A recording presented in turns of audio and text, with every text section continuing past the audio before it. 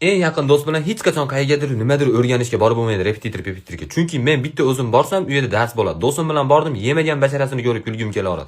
U bolani o'qishda xohlayotganda o'zi men uchun kulgili. Ba'zida basharasiga qarab turib, mana yurtimizda yomg'ir yog'mayotgani, mana shu bolani qaysidir gunohlari uchun bo'lyapti deb o'ylayman.